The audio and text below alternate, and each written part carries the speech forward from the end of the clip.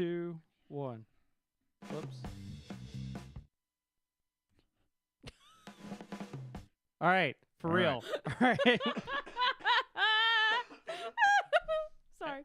Okay. Everyone out? Yeah. 3, Good. 2, 1.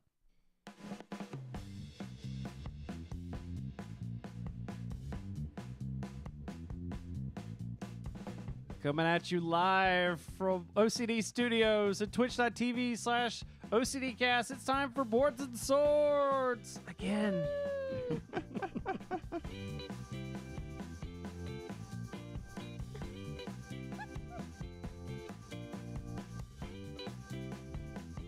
I was trying to see if I could knock my headphones off.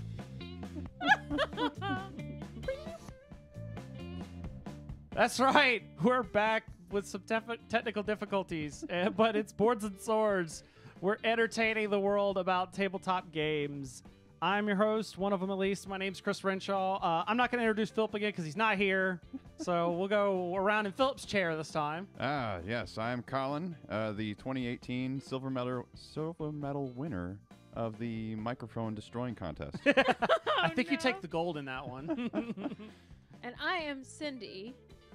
I don't know. I have anything to say about myself. Well, Colin said he was going to have something during the introduction. Oh, but- that's true. He did. Yeah. Oh my gosh, we've been having like we had video. We're trying to do the stream. We were playing Downforce earlier. Mm-hmm. All that was going great except for the video was cutting out. And then we got everything fixed, and then Colin's microphone decided to die. Yep. So this is round 2, guys. Yeah. And it was like, instead of trying to fix it, we're just gonna kick him and go to a different microphone. Yep, Thankfully, Philip is not here that we can do that. Well, technically, there's even another mic. So Oh, I guess that's true. Move. that is one thing we do have is plenty of microphones around here. True. All right. You guys want to get into some news? Let's Sure. You do want to get into some news? Do the news. Have you seen this? Have you heard about this? Nice. So, one thing I found, Simon has announced that the next installment of the popular Zombicide game Oh. is going to be Zombicide Invader. Oh, right, yeah. This game, it will set the game into space. In space. Whoa, where'd you go? I went into space.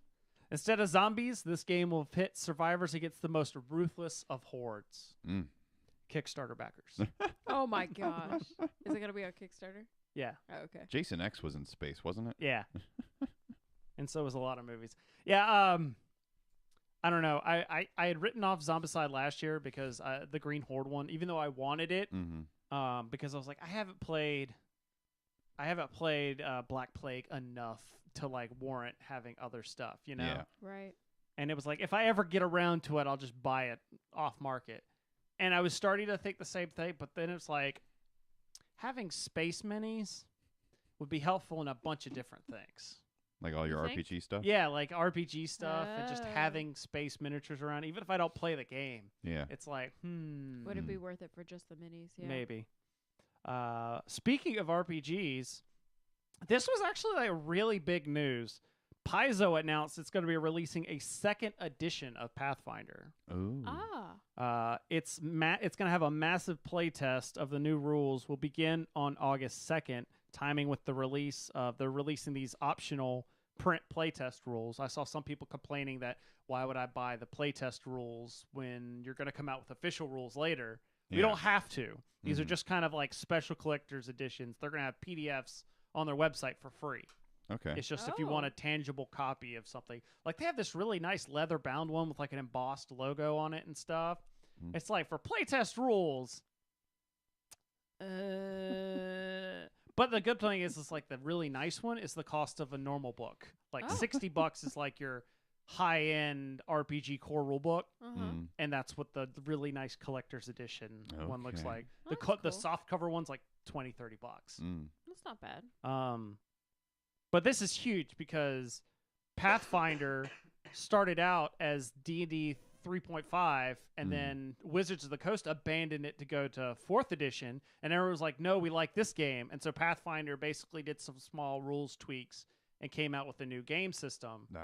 Okay. And so for them to now abandon it, but then again, it's been on the market since 2009. Okay. So it's like 10 years old Mm. and kind of bloated and stuff. So I was just wondering, will someone tweak the original Pathfinder and put it out as a new edition, kind of like what Paizo did when D&D moved past 3rd edition? I have a suggestion. Steve Jackson Games should do this. They've gotten really good at putting out new versions of the same game. Oh, yep. Yep. Yeah, where is that? There it is. There it is. Yeah. So this is kind of heavy on RPG stuff because I when I look at news, I look at it through my filters. So you guys need to send me more links of stuff if you see stuff that's, because you notice you don't see a whole lot of Euro games in the news sections. I'm okay with that because you make fun of everything. This is true. I make fun of everything, though. I said that. I know, but Palladium Books is it's an RPG company that's been around forever.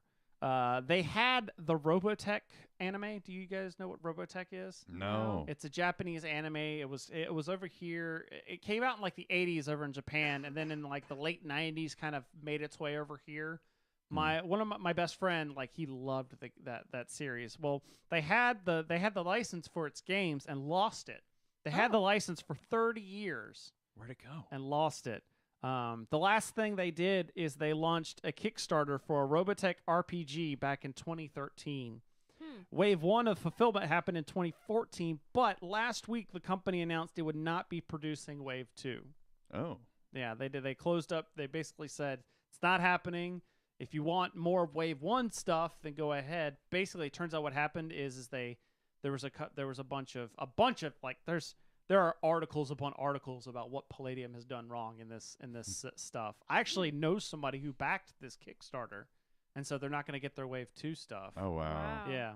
But basically, they had Wave 1 got really expensive to produce, and they were hoping to make up the cost by they overproduced Wave 1, hoping that they could make back some of that money by selling at retail, but they didn't.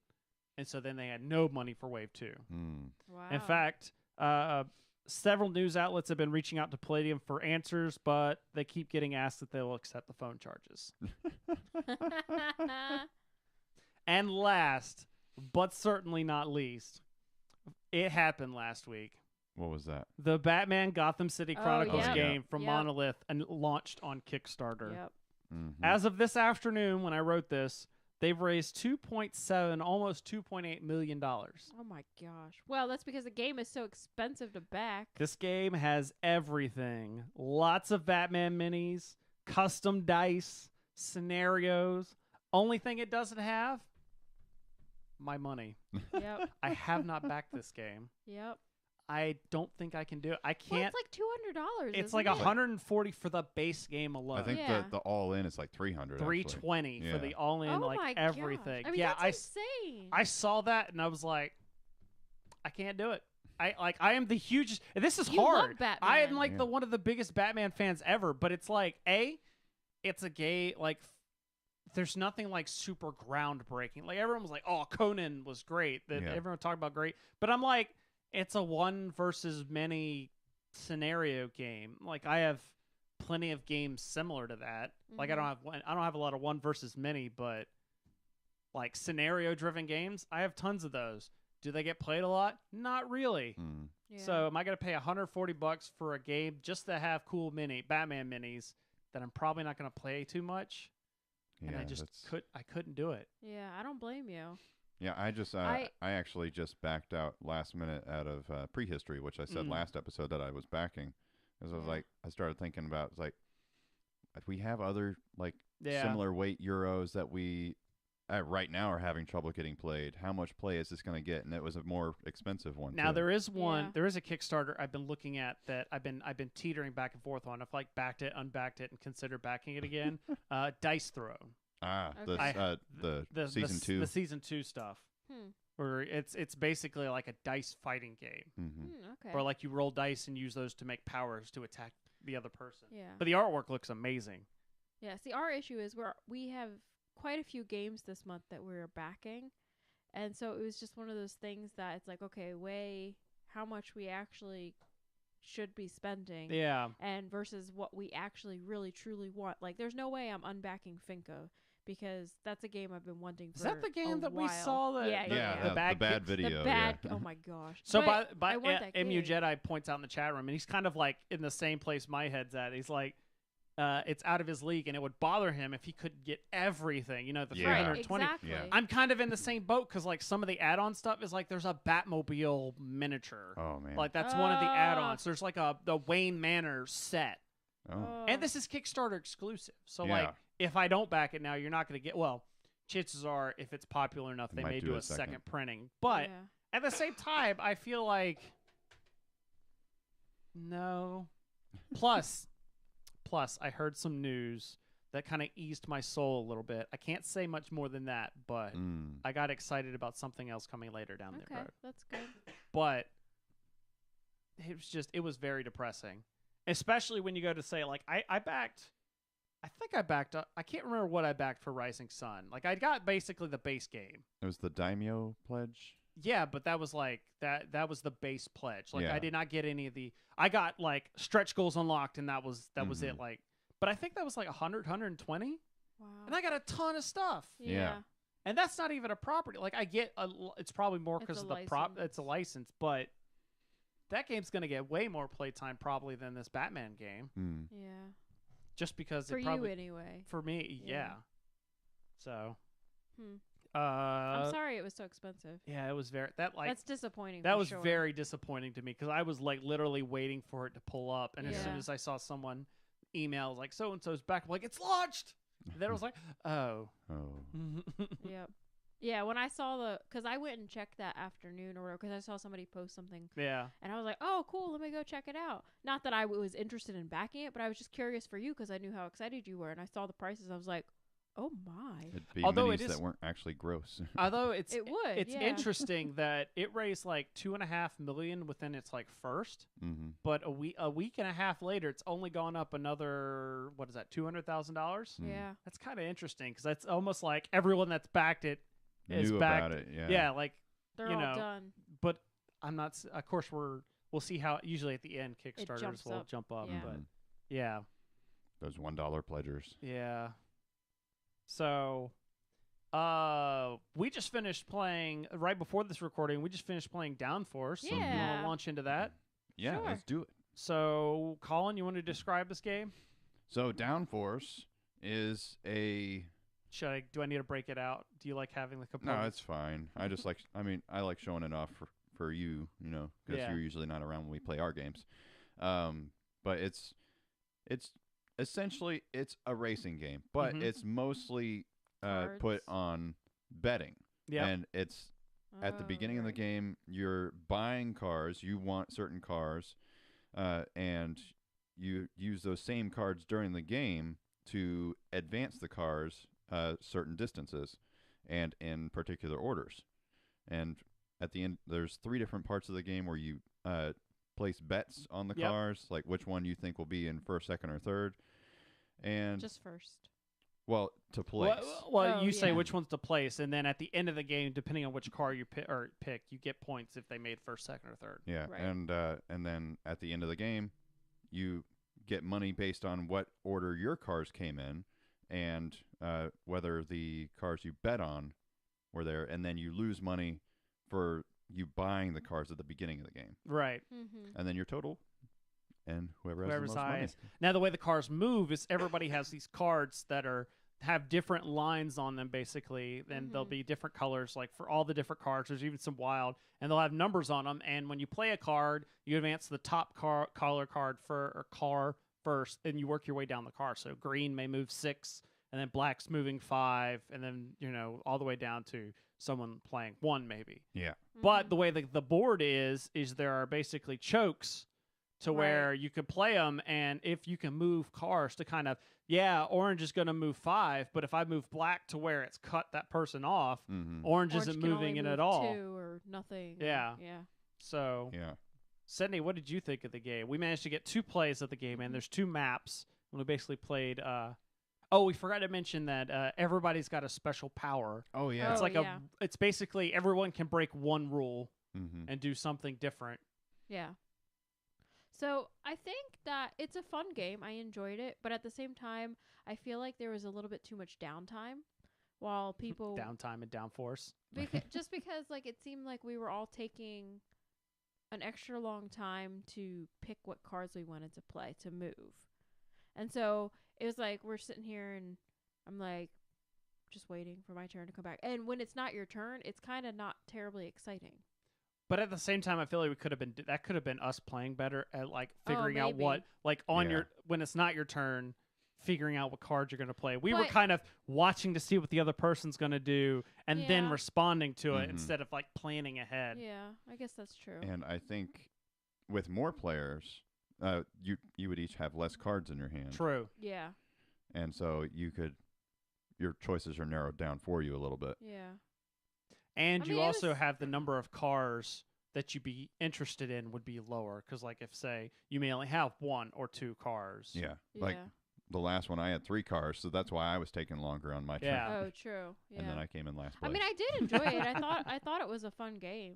I liked how short it was. Like, it played really quick. Yeah, I was surprised how fast it was. Because you said 45 minutes. So I was like, this isn't 45 minutes. Yeah, it's maybe... Well, there were only 3 of us. And I don't know, like you were talking about with extra people, maybe. It plays 2 to 6. Yeah, I would imagine, like... I mean, we played it, 30 minutes, maybe? It was about that, yeah. Yeah. And it's really simple. Like, the game is stupidly simple. Yeah. You could teach this to, like, this would be a good starter game. Yeah. Mm-hmm. You know, if you're wanting to show someone, like, racing-style games. I did like the the second board that we played better. Yeah, which had more choke points in it. Yeah. And less, like, straight away kind of. Yeah. It would have made Colin's ability in the first game less powerful. Yeah, because I could move 2 extra spaces if I only went in straightaways. Right. Mm-hmm. And there was less straightaways in this one. The second board, that is. And it was definitely interesting because we proved that there wasn't, like, a single strategy to win. Because, like, in the first game, you won... Well, the only big strategy is don't overbid in the auction phase in the beginning for your cars. Yeah, it seems important. Because that's what happened to me. It both really times, in both games, like... What killed it, like in the first game it was me and you had the same amount of points, but I bid more, so it put me under your final score. And in the second game you won and you bid on yourself, so you had a lot, but you also had more cars. I only had to spend 2 I only had 2 million that I bid on a car, so that put me in the lead. Right, exactly. Yeah, because I think I bid a total of $7 million to get my 2 cars. Yeah, and I only had 1 car, which I thought that meant I was going to lose. But you didn't. Yeah. But I think the only thing that saved me there is I put my car into second. And you bet on me. And I bet on you for all 3. For all 3, and it was the first place car. So. Right. So yeah, I enjoyed it.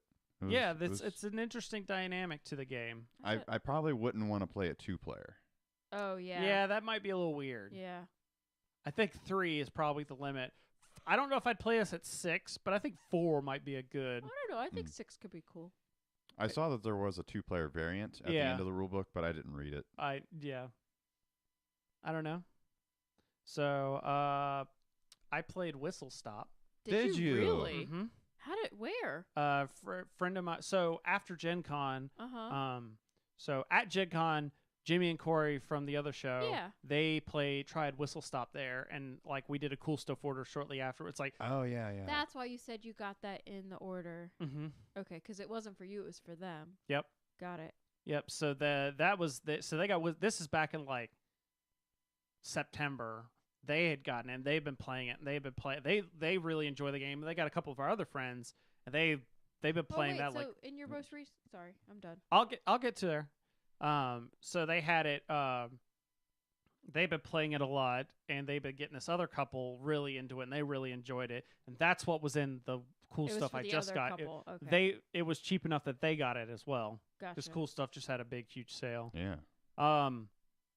But we had a game night over at their house, and they're like, "We gotta play Whistle Stop," and I hear them talk about this game nonstop. Ha ha ha ha. And so I'm like, "Really, you guys want to still play? Like, we love this game."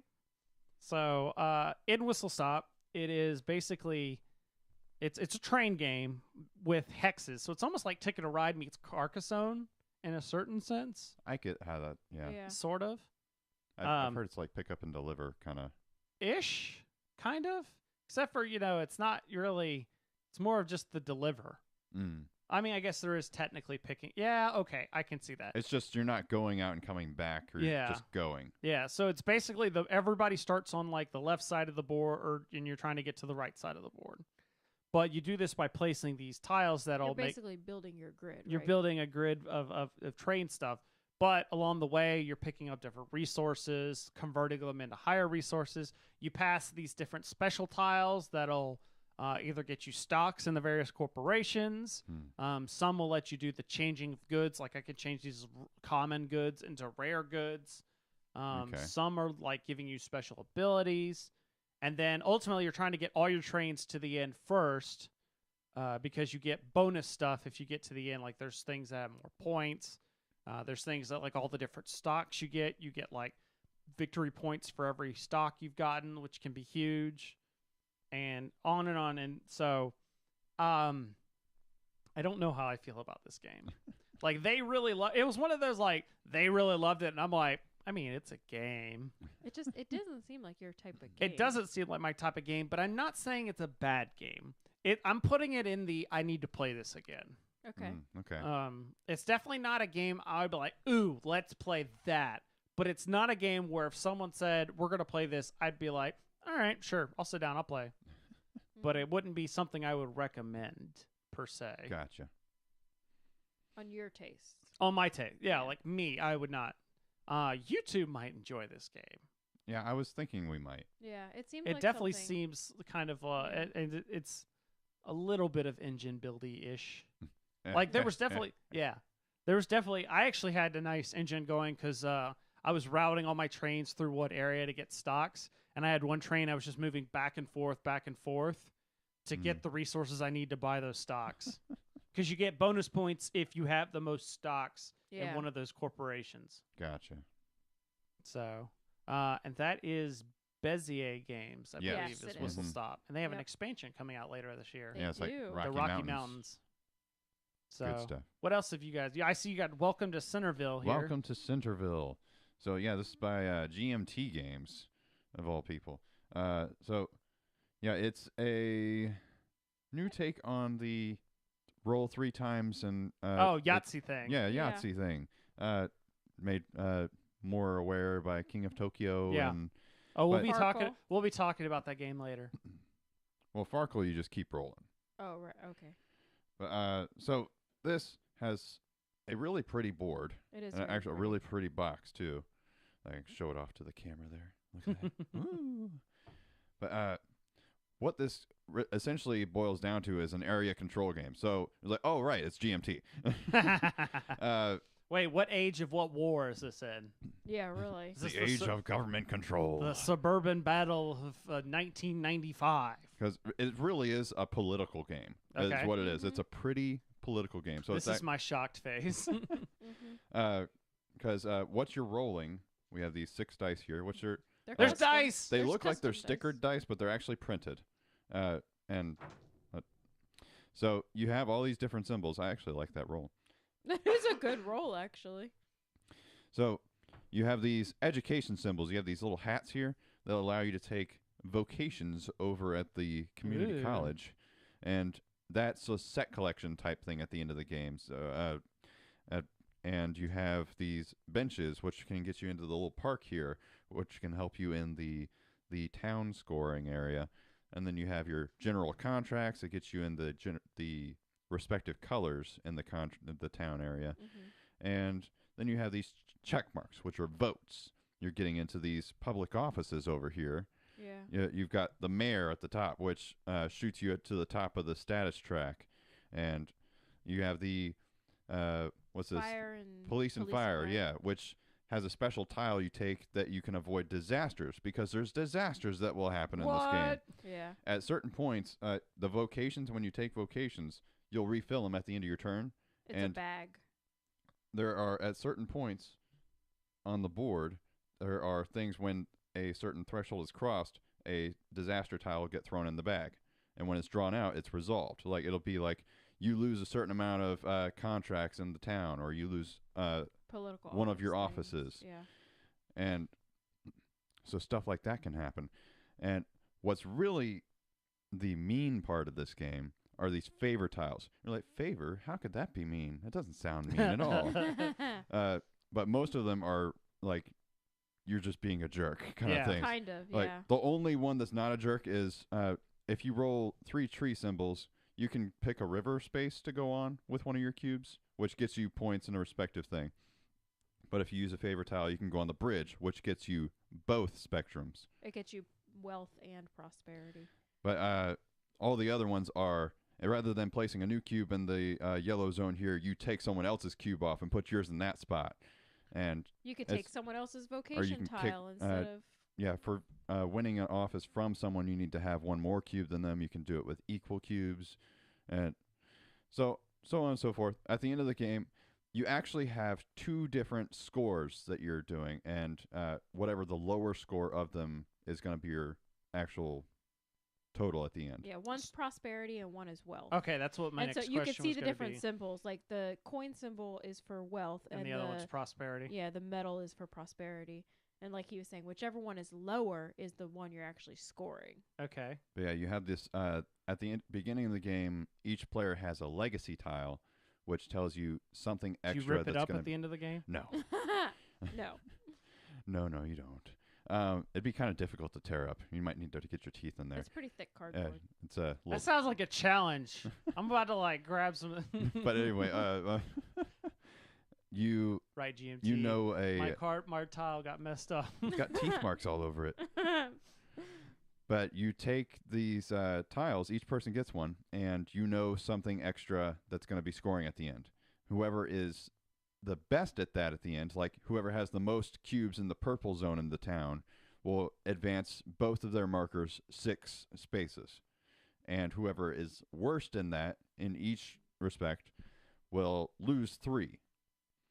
The 2-player game used to be just a 2-player game, and so that was a huge swing. So they actually added a dummy player. Yeah, a bot. You could see. Which has its whole page of instructions on how to operate the bot, which is my one complaint about the 2-player game, actually. The bot, the way I'm never a fan of dummy players in games. It's easy enough to do the stuff for the bot. It's just because all you do is you roll the dice 3 times, or if you get no question marks on the dice, you just stop at the first roll. But it's resolving the dice is the pain, because you're like, okay, what do we do with these? And playing more frequently would probably alleviate that, because we would know exactly. We don't have to reference this every time. Maybe I don't know.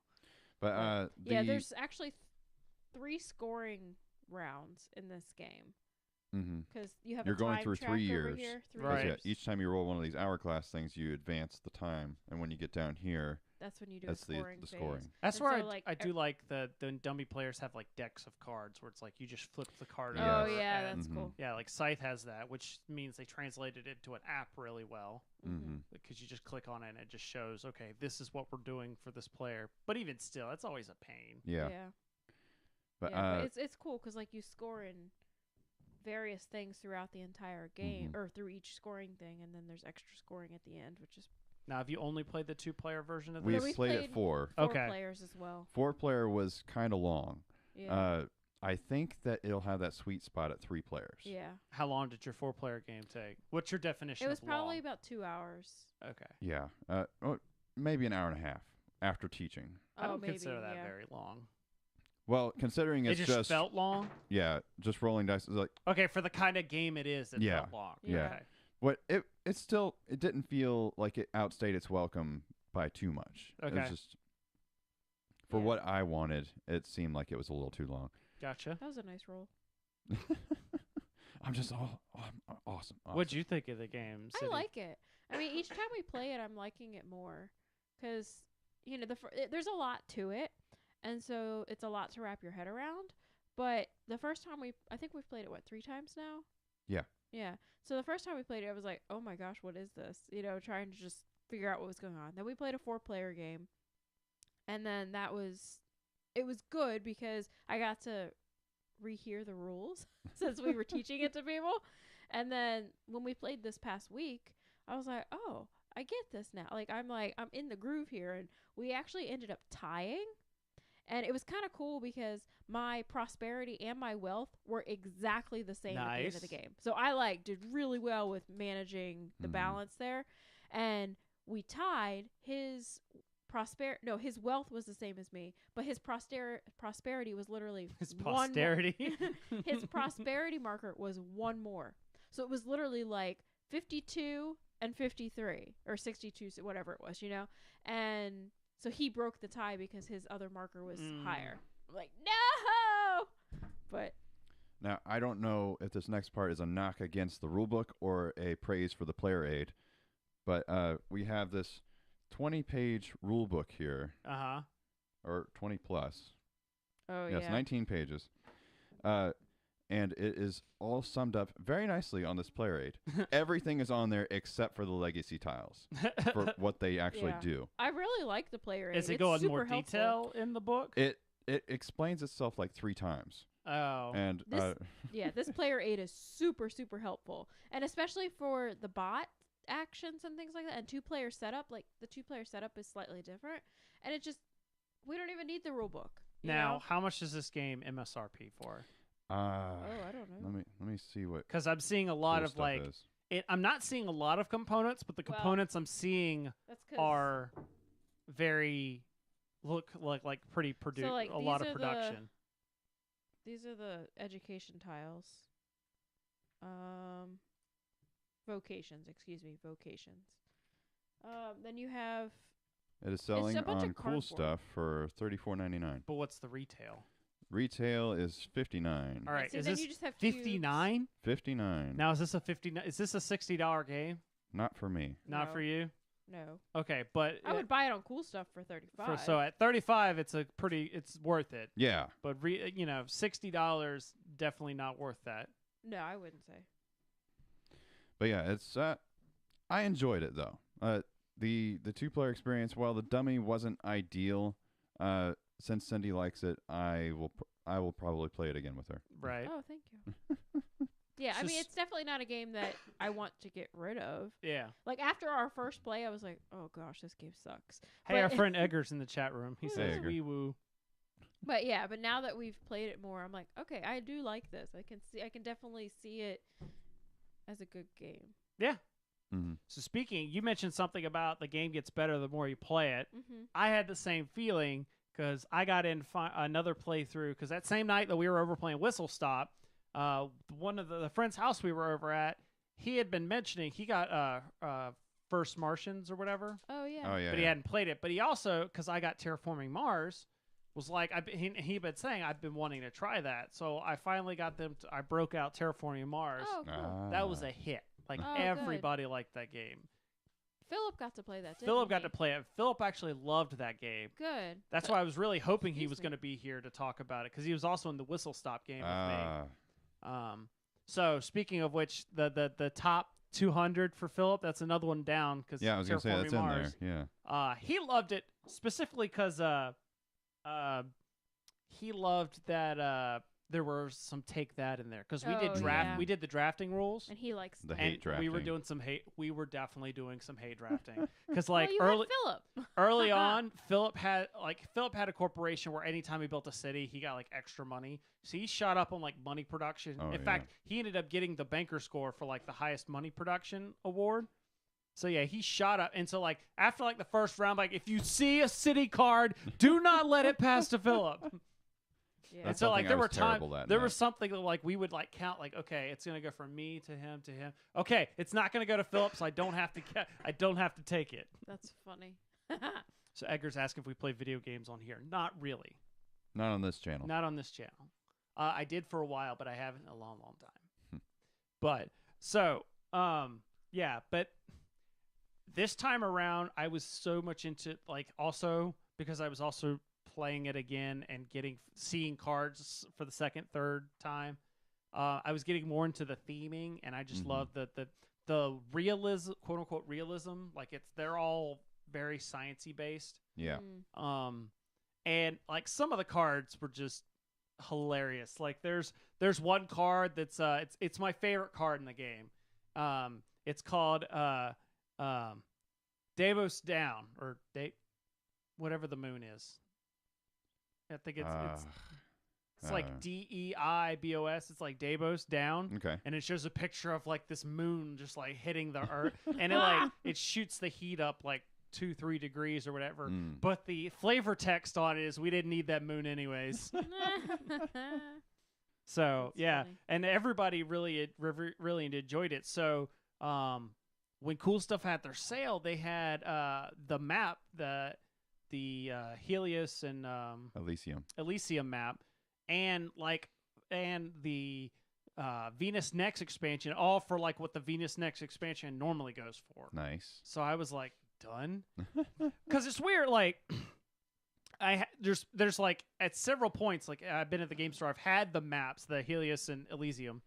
I've had it in my hands, like at each convention I've been to, I've had it in my hands, like, I'm gonna get this. And then I'm like, I don't think I've played the base expansion or base game enough to warrant buying this yet. So I always put it back. But then after this, like this is my third time playing it, but it's like, I could use some variety now. Since you know all the cards. Yeah, but it was also a sign between me continuing to enjoy it and everybody else enjoying it, which kind of cemented that, okay, this game's going to get played more. Yeah. It kind of unlocked that, okay, let's take this to another level now. I get that.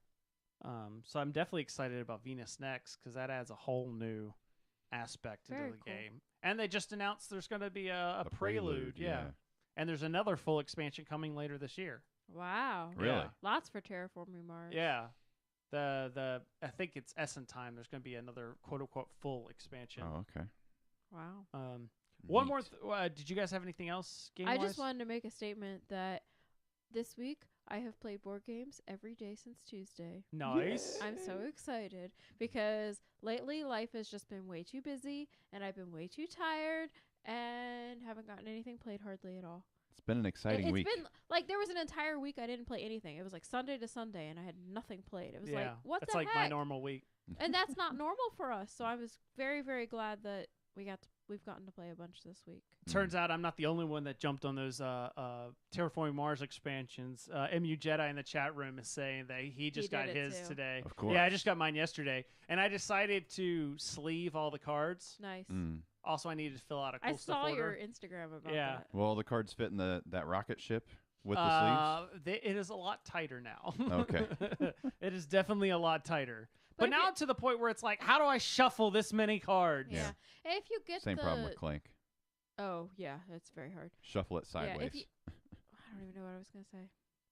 Never mind. Shuffling cards? No. Lots of cards? Sleeving cards? Oh, if you're going to play it a lot, sleeving it is good, though. That was kind of what I was going for. It's a lot of cards, and I was wanting to make sure they stay pristine. Yeah, that's why we sleeve Clank, since it's one of my favorite games. Yeah. So, by the way, we got someone new in the chat room. Ooh. Nicholas Richard 1 says sup. So, hey. Sup? Hello? Sup. Hello? So, speaking of other games, there's one other comment I want to make before we go into our Top 10. our next 10. Yeah. And that is, I've been thinking about Eldritch Horror a lot recently. Oh, really? Yeah, because I made some back a couple episodes ago. I When made it some was on statement your that list. I thought this game was I was done with this game. Yeah, you did. But between I was talking with a friend. I was at that same game night. He really, one of the guys, he had Eldritch Horror, and he really likes the game. I was talking with him about it, and then also like I saw some reviews for the new expansion. There's the Naralhotep, Mask of Naralhotep or whatever, and seeing all that stuff. And plus, I was looking online and seeing some of the 3D printed storage options that I could print out and stuff too. And I was just like, I don't know. I almost feel like I need to maybe if there's a better setup, if I had a better setup of the game, then maybe it would get played quicker and I'd enjoy it more. I don't know. It's one of those it used to be one of my favorite games, so it's kind of just like, hey, I'm gonna take up some space up there in your brain. I don't know if I'm ready to give up on it yet. And it might be one of those I'm wondering what if I get the other expansion? Would that revive the game for me enough? Kind of thing. I'm getting into that mode. Yeah. Interesting. Yeah. Totally get that. Yeah. So I'm torn. Yeah. And by the way, Nicholas Richard definitely is. That's kind of. He said he liked the stream name because he likes comics, but he also suffers from OCD. That's why when I told everyone when I was naming this, they are like, I get it. Yeah. Nice. So, but unfortunately, we're not talking comics today per se. Yeah. But it's time for our next portion of our list. So it's episode 99, guys. Woo! We're one away from 100. Yes. So That's exciting. I like it. We've been counting down our top 50 games. I don't know if we can do this again. Oh. Like, I'm just like, man, this is like, even like as I'm listening to the old episodes, like this can be a slog for just like a lot of game talking. Yeah, we'll stick to top 5s from now Yeah, on. it might be like, Or top like if 3 we ever even. did this again, we might do like one top 10 list and be done. Yeah. Like, Yeah. we'll just Instead do of one every week. Yeah. Yeah. 2019 update. It's like, I know everyone like, I feel like this is one of those you could do a geek list and just have like, and then just pick out a couple you want to talk about during the show. Yeah. Yeah. But I will say, is there any general comments you guys had? We've been having like, as you were looking over this set, so we're doing numbers 20 down to 11 today of our favorite games. I gotta pull it up. Sorry. Like last time we were talking about some. I'll start off with saying that when I was looking at this list, it got to the point where I was like, I felt like I could do like one. I was telling you this earlier. I feel like I could do like 1 or 2 word descriptions. It's like, instead of all this grandiose talking about the game, like, it's got dice. It's a dexterity game. Mine don't have very much similarities. I have like 3 or 4 of 2 different categories. Yeah. But I feel like I've talked about like other games enough that you would understand why I like this game. So it's kind of funny because I have a couple in here. Actually, mine's in pairs. Designer or artist, company designer, artist and designer. Cool. So it's like artist and so it's like I got pairs here of. That's funny. Yeah. So Actually, there is not a Fantasy Flight game on this list. Ooh. Wow. I will not say Asmodee because there are Asmodee ones on here. Well. All right. So I just have to say something. So last week I was super distracted. Oh yes. Or last episode I was super distracted and I was having trouble describing my games. And I am not pregnant, as a couple people tried to get me to admit. That is not why I was so distracted. Who? What? Someone in the game group. So one of our friends that we know personally was listening to the episode, and he's like, I know why because Colin said some comment about it being a family thing, and it is a family thing. My sister had just had a baby, and I was so excited. I'm still super excited because now I'm Auntie Cindy, but it was just one of those things. Auntie Cindy, not Auntie Cindy. Auntie Cindy, whatever. I say Auntie. It sounds like you're against yourself. It does sound like I'm against myself. I'm Aunt Cindy. But yeah, my sister and brother-in-law had asked us to not post anything or say anything publicly. I am a little whiny baby. No! They had asked us, not to say anything. And so, but I had literally just come from the hospital visiting them and my new niece and everything. And so I was like, I was distracted. And so I apologize for my behavior last week, but but that is my exciting news that I am now an aunt. And I love it so much. All right. You want me to start this time? Go for it. Number 20, Roll for the Galaxy. Hey. Well, we own and play. Dice. Yeah. This is one that could get pushed out easily. When you look at all the games that are rated high, this kind of felt in, and because it's got dice, it got rated higher than others. But right. It's a game that has a lot of dice in it. You're basically rolling dice, trying to get certain combinations and scoring points by playing out different tiles. Mm-hmm. So do you own this? I do not own it. Okay. Well, you can play it with us if you want, because we do own it. Hooray! Right? Yay! All right, Cindy. Oh, I'm next. Okay. Sorry. Like I said, I'm not ready. Okay. It's like Okay, there's we have only established order. There's only so much that. Yeah. Okay, so my number 20 is Karuba. Karuba. Have we mentioned, Colin? Did you mention this on your I list? might have mentioned it. Yeah. So it's a kind of like I make it bingo-esque. So everybody has the exact same tiles, and they have paths on them, and you have adventurers that everybody's adventurers start out in the exact same spot, and on all their temples, like each adventurer has a corresponding temple, and the temples start out in the exact same spot. Well, temples always stay where they are. And so everybody's board looks exactly the same to start. and you have exactly the same tiles to choose from. Well, one person just randomly chooses tiles and calls out a number, and everybody then that is playing has to place the tile on their board in positions I can see why you call it and play it like bingo. Yeah, and so it's like 33, and then you place your 33. Or if you decide not to place a tile, you can discard it and move your adventurers a number of spaces equal to the number of exits on the tile you're discarding. And so, it's like you're trying to get your adventurers to their respective temples to score points. There's gems you can pick up along the way. And it's a really fun, game. And we have the volcano expansion, which was terrible for me last night. I did terrible. What was it last night? It's a promo, really. Well, it's a promo, excuse me. Yeah, it's a volcano. And you just stick it there and you can't obviously go through that space. But yeah, was it last night we played this? It was last night. It was last night, yeah. We played this last night and I lost terribly. Well, maybe not terribly. I think I was only 2 behind you. Yeah. But I just I boxed myself, or I got myself into such a position that I literally could only use 2 of the remaining tiles. So, and one of the tiles was the second to last one. And so I could only get one of my 2 remaining guys in because I didn't have enough tiles to move them both. So it was very frustrating. No, why did I do that? I limited myself so much. But yeah, it's a fun game. Cool. So my 20 is Concordia. Oh. A game with the worst cover box art It is ever. kind of It's gotten better. The new printing it has a different color palette at least. I've been told I need to play this game. It's like the same picture You but would hate it. updated. That's why I can't, some people are like, have you well, I keep not told I need to play it. I keep getting asked if I've played this game. It's some staple to see So, where I fall on things. There's no dice. No, the theme is I'm very lacking. Hey, can I talk about my 20? Oh, sorry. I like this game. I'm just saying he wouldn't. So yeah, it's like you were saying with Mission to Mars or Mission Red Planet. Yeah. I'm out of sorts now. Everyone has the same hand of cards starting out. Yeah.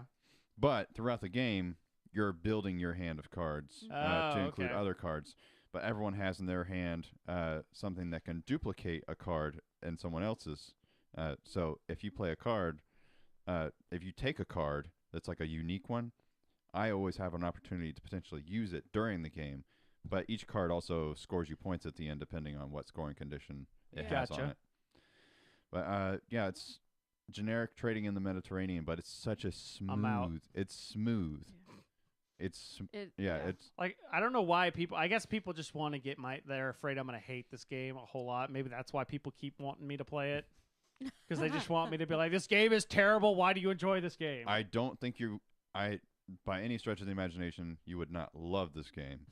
But I don't know if you would be eh? Yeah. Or maybe someone's just trying to show me hey, it's okay for these types of game. I don't know. Anyways. But yeah, I really like it.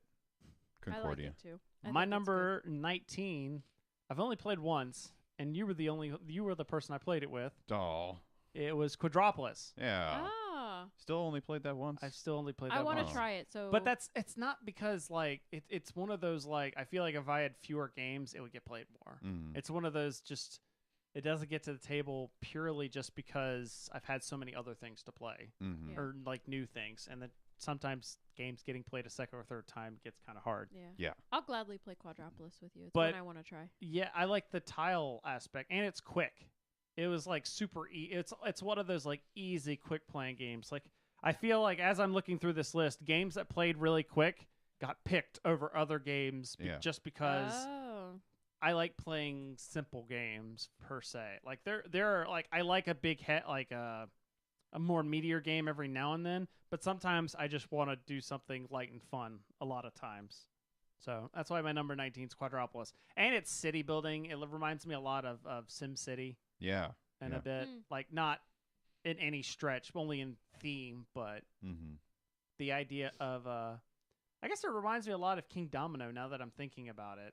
Yeah, a little bit. It's got that, it's basically like a 5x5 grid of sorts, but there is some strategy in it because you can only place tiles in certain rows and columns. The number that you used determines where how you far place it, in a row you're, And you get points depending on where you put certain things and what quadrants. So yeah, that's a good number one. 19, Quadropolis. My number 19 is Isle of Skye. What? Yeah, I think you mentioned this last week. I think this was on last one. Yeah, it was on Colin's list I didn't last know week. she would It's put it higher than Mayfair, me. I think, right? What? Yeah. Mayfair. Yeah. Well, it was. It's Lookout. May they rest in Games. peace.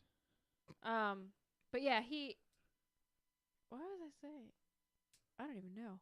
I totally lost. Isle of Skye. Isle of Skye. It's higher than me. It is higher than you. Oh yeah, you were the week of last week was your week of tile placement games. Mm-hmm.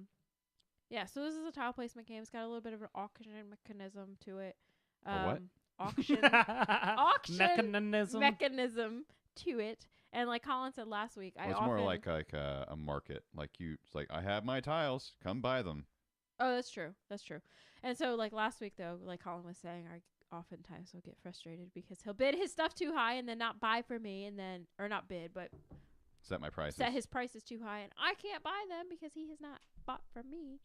And then it's aggravating because then I don't get the tile I want. But so this goes back to last week for me. It's got really cute animals on it.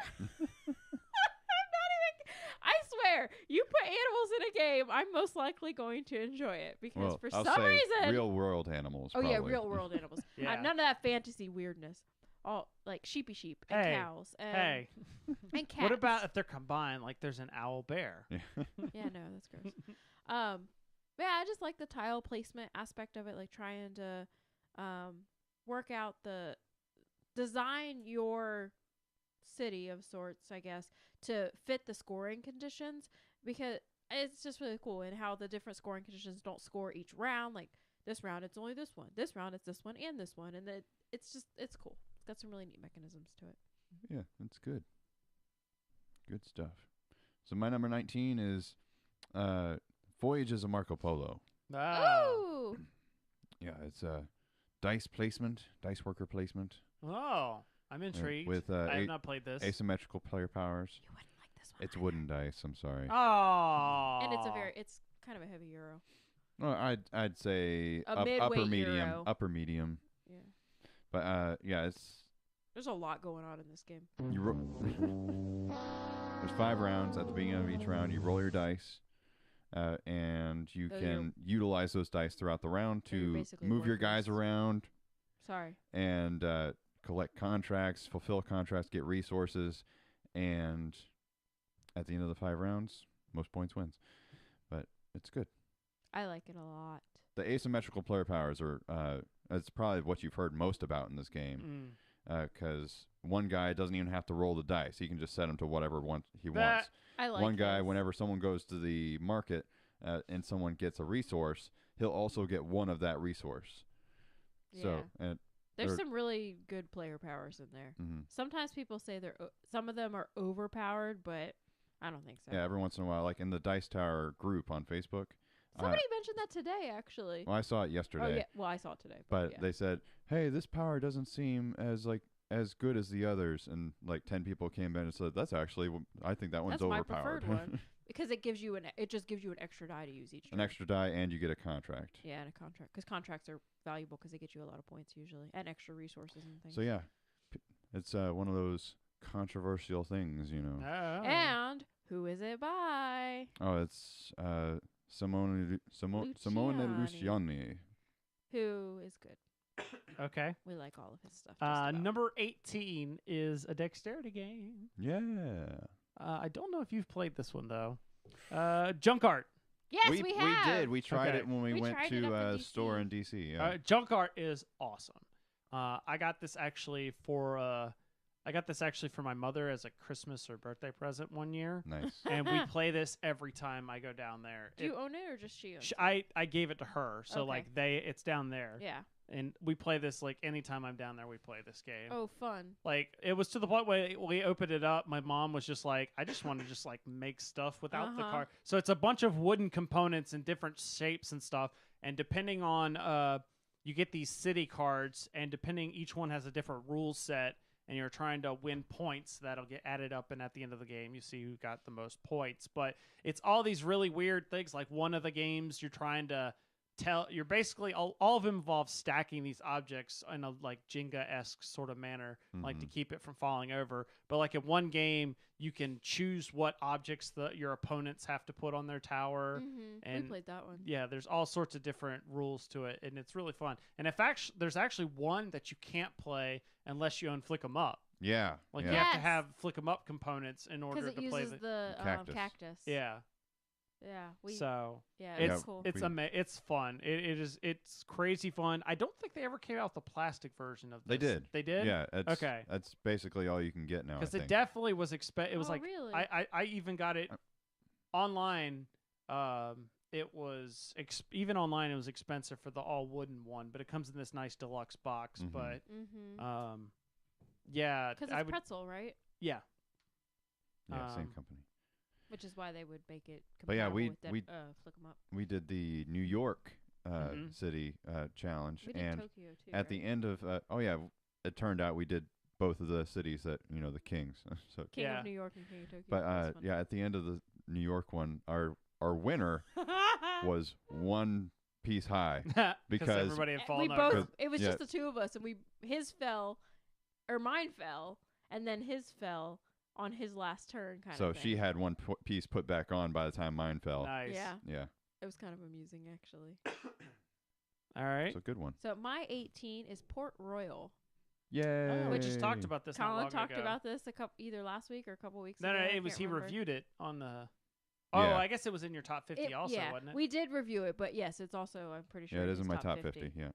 And so so it's a push your luck card game of sorts where you're trying to gain points through these different cards that you have, and there's pirates that come and you have to fight off the pirate ships no, I guess. Well, they're merchant ships. They're merchant ships. They're just followed. They're plagued by pirates that you have to fight off. That's what we decided it was. So it's like, the push your luck aspect comes in is if you have more than if you can have one, there's 5 different ships. Yes. There's 5 different types of ships: Spanish, British, French.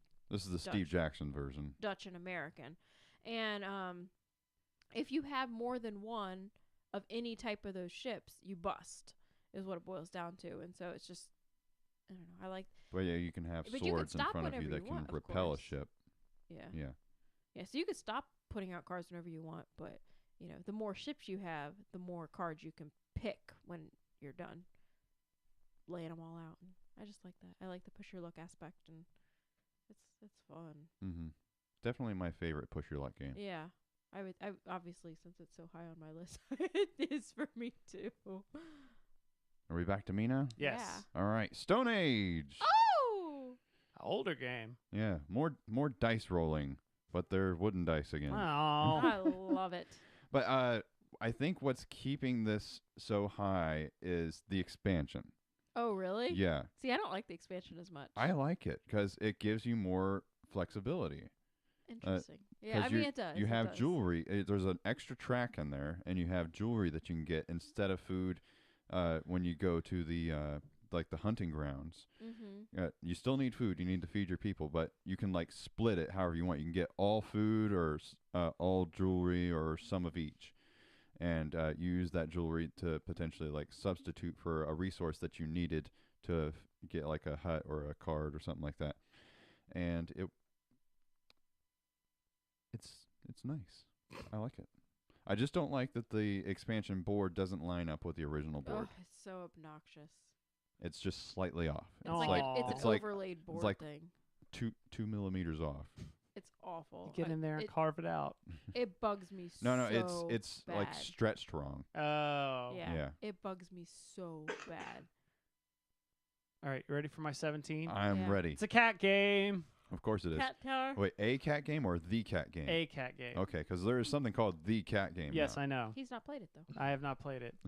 It is Sherlock Holmes. Oh, of course. Furiarity's Tale. Yeah. Okay. I got this at Gen Con last year. This is a game I actually have played a lot. And I think I want to get you guys to play it because I think Sydney might like it just because it's got a bunch of cute animals on the cards. Probably. But there's a deck of cards which have... It's basically you could probably play this with a standard deck of cards, kind of. But it's basically got there's 4 animals and cards 1 to 10. or 1 to 12 because it's like a clock, and you draw a card that you don't get to see, and you have to ask questions, or you make a suggestion, and people tell you if you're if you've got either one, if you've got either the card or the face, like the animal, or the number right, or both, or nothing right at all, kind of thing. Okay. And by doing that, you have to kind of figure out what card you are until you guess right, and you're trying to get Furiarity by guessing correctly. So you can't go too long because he'll start to escape. So it's like semi-co-op that you need everybody else to kind of. Yeah. But at the end of the thing, it's whoever has guessed the most cards right. Oh, that's interesting. But it's got that logic deduction, but it also plays really quick. Okay. Because it's only a couple of rounds. It's got that kind of track that kind of forces. And there's also not a lot of, it's just a deck of cards basically, and then a couple of tokens. Cool. Okay. Interesting. So my 17 is Pandemic, specifically the On the Brink expansion, though. So, I mean, I've always liked Pandemic as a whole. It's one of our first modern board games that we got into. On the Brink was the first expansion, it was, right? yes. And it introduced mutations and virulent strain. Mm-hmm. And it also introduced the bioterrorist. I'm not as big of a Trader mechanic. Trader mechanic. I'm not too big a fan of that. Granted, we've only played it a handful of times, but I really like playing with either the virulent strain or the mutation challenge, or both, actually, because I just think it adds this whole extra aspect to Pandemic. Because after a while, you play Pandemic enough, it just kind of gets easy. And so when you add in the mutations and the virulent strain, it adds that extra element of, oh my gosh, it's these diseases are literally mutating, and it adds a 5th color because it adds purple, and there's only 12 purple cubes instead of 24. And so it's just it becomes much more intense when you add that in there. And the In the Lab expansion is good, and I do enjoy it, but I don't know, for whatever reason, I don't enjoy it as much as I enjoy playing just On the Brink. So yeah, Pandemic On the Brink is my 17. Oh right, Unfair. Oh god, 17. I like that game. Yeah, building up a theme park with cards. It's a lot of fun, and it works. I don't know if it was just a fluke with our first game. We were just learning it. But it works great with 2 players. 2 players is fantastic. I think it's excellent with 2 players, yeah. I'm curious to try it with more again. Yeah. But I don't know if it's just we've gotten used to how the system works, and we can identify the symbols really well. Yeah. But we've played it a lot. Yeah, maybe I need to give it. This might be one I need to give a shot again. We play our 2-player game in about, I'd say, under 45 minutes. Yeah. And I think it's rated at 25 minutes a player, so gotcha. We're under the mark there. So by a few minutes, but it's I love the theme, and they're coming out with an expansion that has a Western theme in it this year. Oh so. god. So yeah, we'll be jumping on that. I think it's gonna be kickstarted. You're gonna jump on that train. Woo-hoo. Get it? Western train. Yeah. Yeah. Whatever. I feel you. It just wasn't laugh out loud. My number 16 is Bloodborne the card game. A cool mini or not production. A CMON. That doesn't have wooden dice in it. It does not have wooden dice in it. This game it's based on a video game property, but I've never played the video game. But apparently it's a game where it's up on the top shelf next to Zombicide if you're looking for it. I was looking for it. Doing this with all the games you're listing. Yeah. So I found Sherlock Holmes. It's so the thing about the Bloodborne the game is the video game was apparently had a bad reputation for you would be dying a lot, and that carries over into this game, and that you die a lot. Every round round back to life. Yeah, every round you pretty much die for the most part, and it's more trying to time when you're dying sort of thing. Gotcha. And that's probably this is on the list only because it's a pretty neat take that kind of game. I taught it to I bought the game because I was like, Philip would like this game, and Philip's played it, but I forgot what he thought about the game.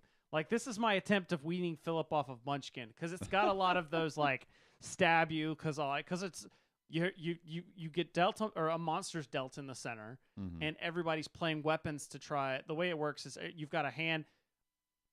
Everyone has a hand that starts off pretty similar, but you can acquire in that same kind of method. You can acquire weapons and stuff to kind of like, but each weapon will do different things. Like you have melee weapons and you have ranged weapons. Well, there's some monsters that come out that say like, oh, this only gets hurt with ranged weapons.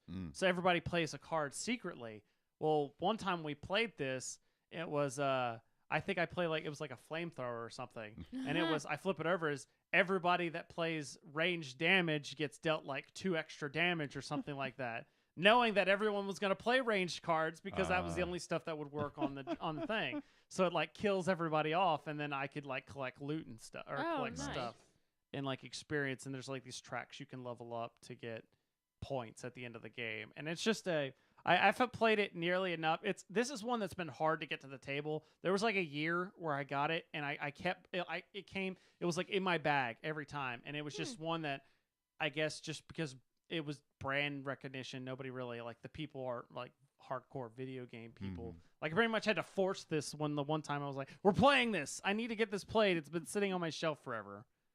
But it's a really cool kind of take that kind of card game. That's Eric Lang, right? Yes, it is an Eric Lang, and I got taught it by Eric Lang. Nice. Really nice. Yeah, he's tall. That was my first Gen Con, first or second. I can't remember. I think it was my second Gen Con. I can't remember.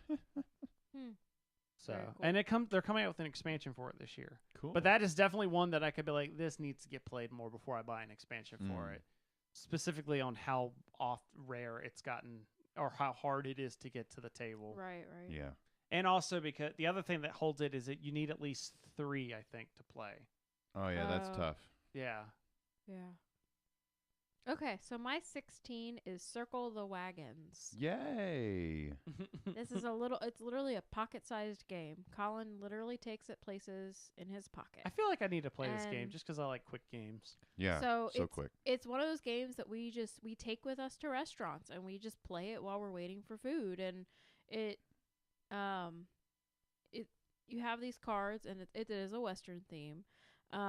It's pasted on though. It is.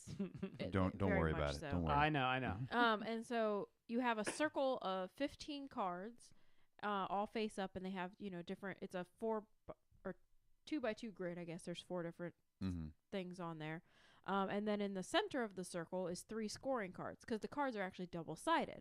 So the one side is whatever the scoring thing would be, and then the other side, it's the 4 squares, and they have a terrain type and what's the other stuff called? Like an item symbol. or something, a symbol, item, whatever you want to call it.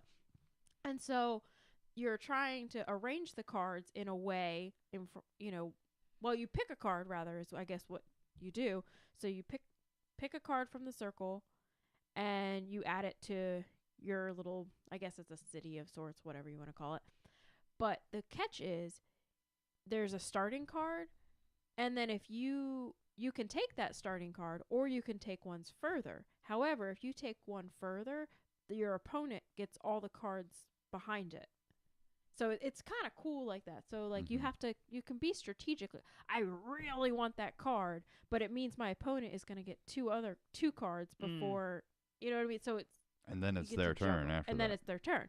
So there's that aspect of it, but then you're also trying to like place your cards in certain ways that the scoring conditions work really well for you.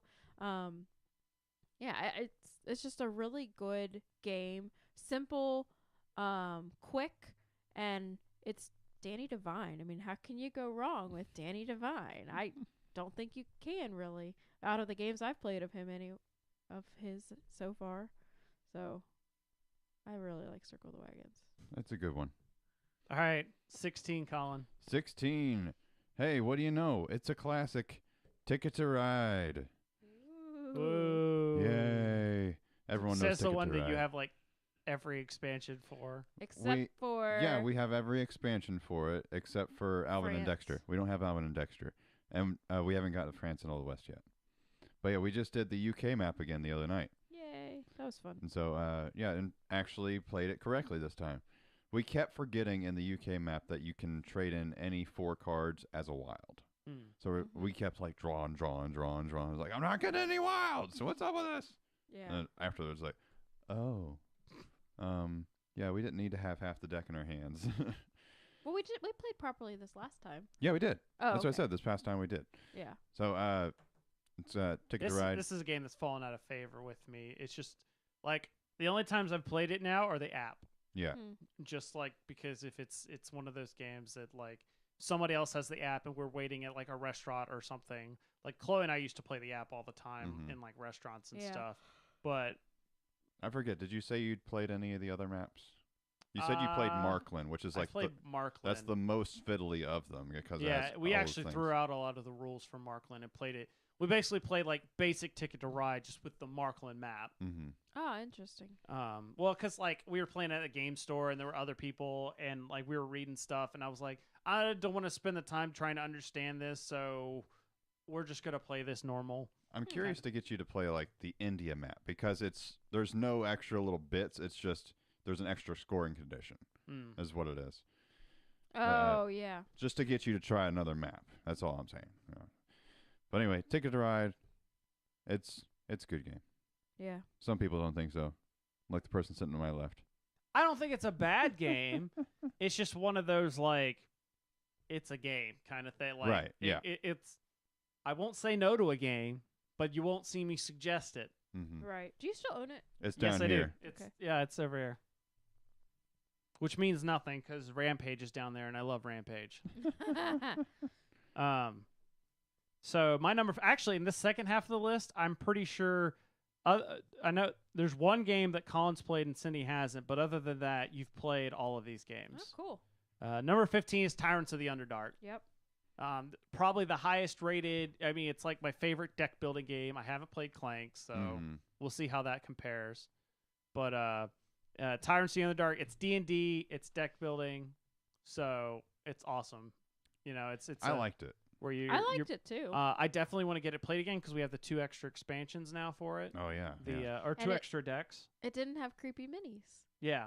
Well, it had creepy artwork. The artwork I did not care for. That is true. Also, you would not like Bloodborne, the card game, because it is definitely that kind of dark. It's like vampiric type stuff, right? Yeah, no.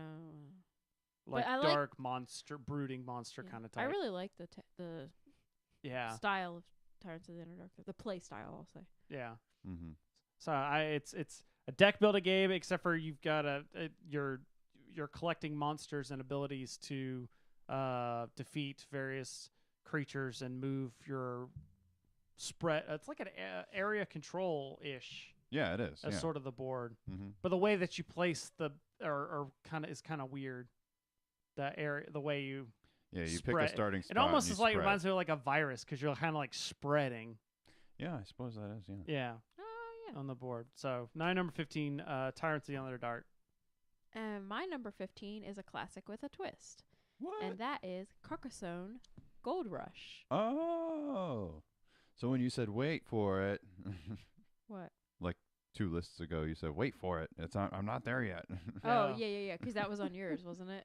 No. Oh. So you mentioned Carcassonne. So it's Carcassonne, but with a Western twist. Basically, yeah. So this does not surprise me at all. Yeah, it's fantastic. Color me shocked. It's fantastic, and I actually don't mind playing with farmers in this version because it works differently. There's two different scoring conditions for farmers. Instead of it just you have a farmer down, it scores 3 points for each completed city. This one scores for horses or teepees in the farmland, and so it's really cool. So you don't necessarily have to worry about completed cities. And then I like that your mountains, there's mountains in this one, and they have mining tokens that you put on there, and you can collect the mining tokens. And that's an extra little bit of scoring thing because depending on how many gold ores you have, for each gold ore is a point, right? Yeah. And then there's rocks. So you could be unlucky and get rocks. And so it was really funny because one of the games we played, like I kept drawing rocks and rock. I kind of felt like Charlie Brown at at Halloween, only getting rocks. I'm like, I got a rock. You know? I got a rock. It just made me giggle. But I like Carcassonne Gold Rush a lot. I think it adds a really nice twist to a good classic game. Good one. Now, Chris, you've played this next one because you mentioned it when Cindy mentioned it. It's Fields of Arl. Hey! Oh, wow. That's that high. Oh, man. Or I should say it's that low on your list. Yeah, I really want to play it again. I wish there was a game on these lists that I'd be like, yeah, that game's great, but... I'd be interested to see, like, crossover. How many titles... There won't be any. Not in this, but I'm saying the overall 50 crossovers, like... Oh, yeah. Yeah. Not between your two lists, because probably... we have a lot. I'm talking about, obviously. like, between your lists and my lists. Mm-hmm. Yeah. But yeah, Fields of Arl, it's worker placement, goods management, point getting in multiple ways. Lots of ways. I think it was last week I mentioned that, wasn't it? It was recent. Yeah. Yeah, it was. It was last week. Because I had trouble describing it. I don't need to go too in depth, but refer back to last time. Last episode. But I did a terrible job describing, but you helped me. Yeah. Number 14, King of Tokyo! Woo! Oh, my word. As you lean away from your microphone. Well, that's because I was getting yelling. louder. Yeah. I'm protecting their ears. That's true. This game's awesome. It's got crazy monsters, and you're just trying to, like, beat them up. These monsters I don't mind. Yeah, because they're, like, They're fun. they're like Saturday morning cartoonish monsters. It is cartoony, yeah. And Cyber Bunny. it's really easy to teach, and this is my gateway game. Like, if I'm going to a place where I know there's a lot of people that don't really play games, I'm bringing King of Tokyo. Yeah, that's a good one for that. Yeah, and especially I love it now that I got the broken token insert for it, so everything's organized and stuff. Yeah. It's really nice. I didn't know you had that. That's cool. I got it at PAX Unplugged. Nice. Yeah, because I've been playing it, and like I already have games of this lined up. Like we played this at the Catacon I went to because it was in the game library, and we've already it was always late night games where we don't want to do a lot of thinking, and so we were playing and we had so much a blast. We're like, we need to do this again next year. Like awesome. like afterwards when we were like, oh, that game was so fun, we should just play that again next year, kind of thing. Nice. Is this with or without the power up? Oh, without the power up. I have not played because usually I'm teaching it to people. Yeah. So I usually don't teach the power up. I wasn't sure what you did today. I've only played like once or twice with the power up, or like. When I got it, I played it a bunch, but recently I haven't played the power up probably in like years. Okay. Just because, I don't know. I've never played it with the power up. I don't even know what it is. I mean, I know it exists, but it adds these like if you get 3 hearts, you can get like an evolution card, which gives you a special power. Oh. It's one of those kind of things where like the game's kind of fine as it is. It didn't really need something else. It almost feels like an expansion just to have an expansion. But yeah, the power cards, they're custom to each monster. Right. Oh, cool. They have their own decks. Yeah. That's cool. So that's what made me curious about it. So what number are we on? 14. My 14 is The Voyages of Marco Polo. What? So I'm not talking about it because crossover on the same list. I know, right? Yeah, it's a great Euro. Just wait until next time. Oh yeah, I know. Our top 10 are going to be so similar. Probably. All right. So we got. Actually, no. Sorry. You good? Yeah. Flick them up. Yay. I thought this would be higher on your list. Like, well, there's only lower. so many spots. Like 10 through 1, kind of lower. Yeah. So dexterity, flicking, Western. And Western. Great. Good time. Moving on. Speaking of dexterity games, my number 13 is Cat Tower. What? Oh, there it is. Yep. I knew it was coming soon. Yep. It's got, like I said, it's cats and it's a dexterity game. So... And again, it's also really quick. This is another game that, like, if I'm going to a place where a lot of people aren't playing, because it's simple, it's just roll a die. This one has a wooden die, actually. It's a hefty one. It's a hefty one, Those though. pieces of paper are hard to stack. Yeah. Because they just keep wanting to unfold. Yeah. I guess it's like a thick. I played this once with one of the friend I was talking about that enjoyed Robotech. That was the one game. He was evil. He was doing things. I don't know if the things he was doing was legal, but it was so much fun that we just went with it. Where he was doing games where like he would set them like off to the side. Oh and my kind gosh. of like making it very unstable, but just to the point where it was staying on. Oh yeah. And so like the next person like it would be tilted, so the next person had to kind of tilt theirs, and then like it's making it so it's gonna fall eventually. Oh my gosh. Yeah, but it's great. This is another one I just keep and it's small. It's it's a small small. box, Mm-hmm. and especially a large group of people, it's kind of fun to play. Cool. Yeah. So my number 13 is Cat Tower. Nice. Cute. My number 13 is Pandemic Legacy Season 1. So I know that Pandemic on the Brink was earlier on my list, but I felt like it was different enough to warrant its own spot. Because And you're never going to play it again. I know. And it was actually higher on my list the first time I made my top 50. And it was 2 months later I redid it. And it had already dropped 7-8 spaces because it's one of those things that I'm like, well, it was an excellent game. I absolutely adored my playthrough of it. We had a great group. We had an excellent time. And it was a lot of fun. But it's dropping. And I can guarantee it won't be, if I did this again next year, it wouldn't be on my list next year, or, at the end of 2018. Because, it's just one of those things you play once and boom, you're done. But it was an excellent game. I really, really enjoyed it. So, quick update. How's Season 2 going? Have you gotten any further We in haven't there? played in a while.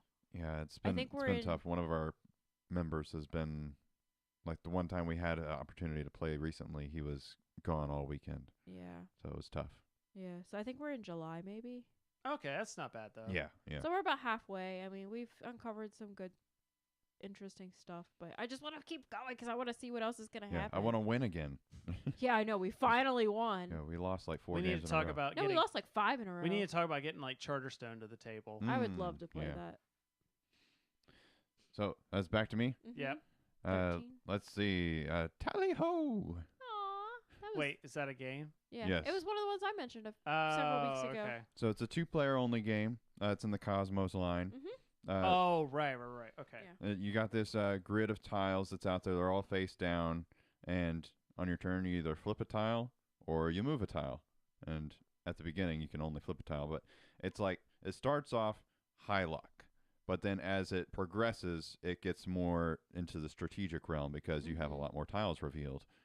And so it has that kind of I don't know, it's a nice little switch partway through the game. It's lots of fun. You take turns being either the animals or the humans. You have the humans, you're the hunters and woodsmen. Lumberjacks. And so you can chop down trees and shoot the animals, but your hunters can only shoot in the direction that their gun is pointed when they're flipped. So you have to get them around to the right positioning to shoot the foxes and bears and stuff. Yeah, and the bears can eat the humans. Yeah. Nice. It's kind of So, amusing. I'm always going come on, please be a bear, please be a bear. And It's a tree. yeah. So yeah. It's Tally ho. It's highly amusing. So my number 12, I'm not going to spend a lot of time on because I talked about it in detail earlier this episode. And that's Terraforming Mars. Oh, yeah. yeah. But this will probably, if it goes the way the previous play is going, this will probably break into the top 10. If within a year, yeah. I'm predicting this one may break top 10. I feel Cool. that. I feel that for you. So yeah, Terraforming Mars is number 12. My number 12 is Lorenzo il Magnifico. Hey, I've played this game. Lorenzo. Another It was Simone Luciani okay. game. Yeah, you did play this one. And there's an expansion for that coming too this year, I think. Yeah. Yeah, there is. Yeah, so Something this, of the Renaissance. Houses of the Renaissance. yeah, so this is a I don't know. It's a worker placement. Yeah, worker. I was about to say, you just stopped. I'm like, I don't know. I'm having a brain fart.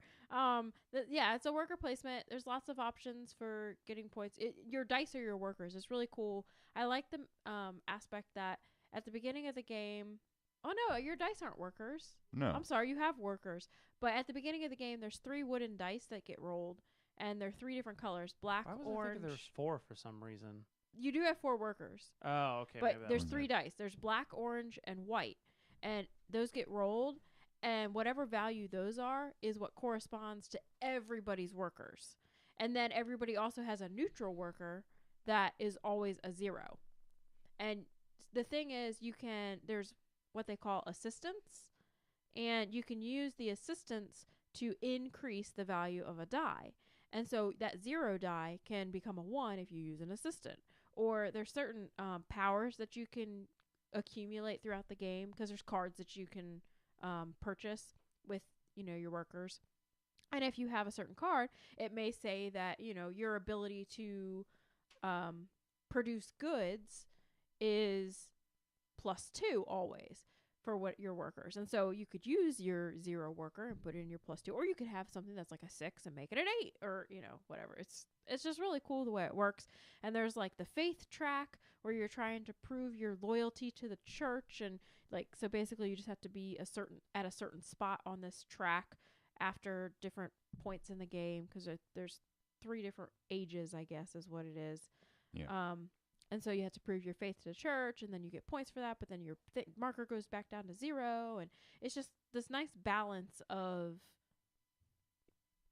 aspects of what you're trying to do in the game, you know. And it can be difficult though, because like, especially if you are rolling very poorly and you're not able to collect the resources you need to get the cards you need, and then like, it's just it's good. I like Euros like that. I don't know. I think the theme is what lost me on this one. Well, there is no theme, really. Exactly. I mean, but see, that doesn't bother me, because I just like the way I like Euro-y mechanics like that. Lots of options makes you think, and I just feel like with a better theme that tied into more of the mechanics, this is because it's a cool. It's like the only CMON game I hate. Or not hate. Hate's probably a strong word, but it's the only CMON game that I don't enjoy. Yeah. Right. So that's why that was like a big letdown for me, because it was like, oh, it's a Euro game from CMON. I'm probably gonna like enjoy this game, and then it was like, oh, yeah, I'm surprised they are the ones that, you know, brought it over. Yeah. Yeah. So here's the third in the trilogy of a little pattern that's been in this list. It's been exclamation points. Okay. Or marks, whatever, however you say that in proper English. Mark. So yeah, we had Flick 'em Up, Tally Ho, and now Clank. Yay! I don't know why I'm saying I haven't played it, but it's a deck building game. Yep, deck building, dungeon dive. You will play one day. Yeah. Get in, get some treasure, get out. Good times. What's your number 11? My number 11. Oh, Clank needs more love. Yeah, it got it to love. We talk about Clank all the time. Yeah. This is true, because I love it. My number 11 has dice. No way. Mine does too. Has a lot of dice. My number 11 has a lot of dice. Is it role player? It is role player. Nice. Yeah. My number 11 is role player, because it's basically you're rolling dice and collecting cards and trying to make an RPG character, and that just is right up speaks your to alley. me. Mm-hmm. In fact, this game. So you remember a couple weeks ago we were talking about Tabletopia came out with an app for iPad. Yeah. Well, the apps the games they had that you could play on there was like only 5. None of them, only like a couple of them I'd even heard of, and none of them I knew how to play. Well, earlier this week or last week, they announced Role Player got added to it. Oh, nice. So I was like, oh, sweet. So I picked it up and started playing it. First of all, did you know that Role Player had a single player option? I didn't know that. I hadn't looked into it because I don't have it. Yeah, but so I downloaded the app and tried it out. First of all, it's only pass and play. There's not like a networking option. So that kind of sucks. But it was a faithful recreation.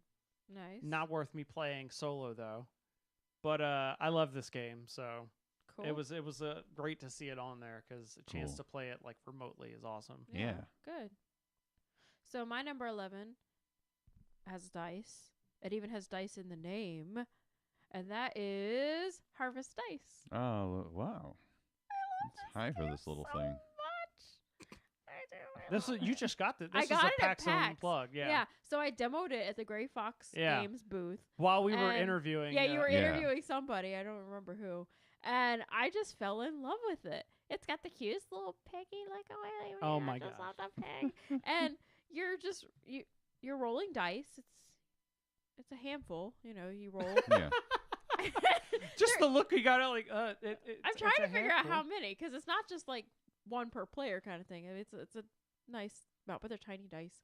And you roll, and each player will pick a die, and it'll correspond to a vegetable, either I guess tomatoes are technically fruit, but it's either tomatoes, lettuce, or carrots. And you put them in your garden based on the value on the die. And so, 5's go in the 5 row, 4's in 3, all that stuff. But once you place a vegetable, you have to place adjacent to it. And so, like, it's just this nice dichotomy of taking the dice for putting in your garden, or you can feed your pig. So if for whatever reason there's a die that you can't put in your garden because it doesn't, the numbers don't match up, or even if you just feel like feeding your pig, you can feed your pig. And if you have a row of the pig like slop basically full, it allows you to have a special ability. And in the basic game, that ability is to just change the value of your die plus or minus 1. And so at the end of the game, you add up all your vegetables, like how many you have of each one, and then there's like a multiplier at the bottom, because whatever die you pick, that gets crossed off on the bottom. There's like 3 little sections for the different what you don't pick. What's left. left? What you don't pick. I'm sorry, because there will always be 1 die left over, and so whatever's not picked gets crossed off, and then once the game's over, then you multiply like that. So like if you have 4 carrots that weren't picked, you would multiply that by the 3 carrots you have in your thing, and then you have 12 points for carrots. And, so you end up just adding up your score, and it's just this really nice, I don't know, it's quick, it's simple, it's so adorable. And you get to draw little fruit or vegetables. Like, I don't like drawing, I'm a terrible drawer, but I really like it in this game, like trying to get my vegetables to look as good as possible. It's got the cutest little pig token! I love it. Well, that was a special thing. It was a promo. Yeah. I guess, for buying it directly through Gray Fox. Or a convention promo. I don't know what it was, but I love it. And it's Danny Devine. Mm. So, my number 11 is Trekking the National Parks. Hey. Yeah. When Philip's like, is that game that I got for you at Chicken? Yeah, it's finally here, and he's not here. Yeah. So, it's like Ticket to Ride level, but not like Ticket to Ride. You're moving around collecting colored gemstones and collecting park cards, using cards to move, using cards to collect parks cards while you're at that park, and it's very enjoyable. I love it. That's probably the quickest we've gone through a top 10 list. Maybe. I did my best to try to trim the fat. Nice. Yeah, I didn't. Oh man, so there you go. That's it. We're down to 10, number 10, 10-1. That's going to be it next time. Yay. 10-1, and I mean that's going to be episode 100, which we might have like an extra special guest, maybe not. Don't know yet. When it's going to happen, don't know yet either, because we may go back to our normal Wednesday time. Depends. Yeah. On Cindy over here. Yeah. So that's all we got this week. I'm not even going to give you a chance to talk, because usually when I do, you don't say anything. I don't want to. So with that, I'm going to hit this button there. So thank you guys. Thank you everyone so much for watching. For those that have been watching on the stream, for watching this episode. If you're downloading this later, thank you for listening. We enjoy it. And let us know what your favorite games are. I'd actually like to read some top user submitted top. Yeah, that'd be cool. Top favorite games. I would like to see that too. So just like let's go feedback at boardsandswords.com. Email us in what your favorite game of all time is. Or go to our guild on BGG. Or yes, I'll start a BGG group. We'll start a thread on there. If you want to go to the guild, it's boardsandswords.com/guild. Takes you right there to the BGG Guild. Yeah. So you go there. Thanks so much. Remember, you can follow us on Twitter and Instagram. I'm at Chris the Prof on both. I'm at CallCakes196. And I am Cindy Pastorius. And definitely follow these two, because they post more board game stuff than I do. We do. That's the hidden secret of the podcast. Chris posts a lot of silly stuff on Instagram. I do. I post just a lot of stuff. His memes and things. Yep. They're kind of funny. So let's see. This podcast is also part of the Dice Tower Network. I don't have my script up, so I'm going off script here. This podcast is part of the Dice Tower Network. If you want to find games or podcasts of people that play 10 times as many games than we do and go into hard, detailed reviews of them, dicetowernetwork.com. So. And we're sponsored. Well, the network is sponsored by Right. Cool Stuff Inc. Right, And exactly. like we've mentioned several times, if you want good deals on games, coolstuffinc.com. So that's all we got for you guys this week. Join us next time for our grandiose episode 100. Nothing super fantastic. But in the meantime, Remember that every gamer has a story. Minus, I really wanted that Batman game.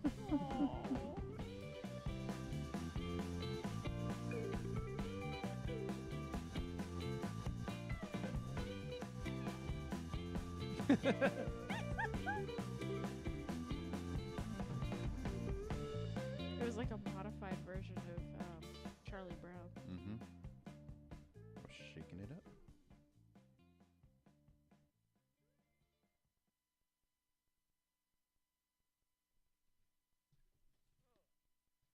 Oh, man. Nah, I'm going to leave it running for a little bit. So we won't have as much crossover as you think. Okay. Thanks to MU Jedi. He said, awesome. Congrats, guys. Love the podcast. So, yay. Uh-oh, did I break this one too? Did you break what? I said, did I break this one too? Oh, did the microphone start to squeal? I thought I heard something, but maybe I didn't. Yeah, I got to check that. Some of these cords are older. Well, these ones were like brand new, so I don't know what's up with them, but those are a little bit older. So I thought, it's night. He said, have a good night. Good night. Good night. My score was wrong in So Downforce. Cindy did her first math game. wrong. Oh. She actually had 6 million. I was wondering why you were why you were passing that around. We're passing notes in class. Passing I'm notes. changing it so that way it's accurate. Nice. 6 and 23 is 29. All right. I'm cutting the stream. No. Cut it. Okay. Bye, folks.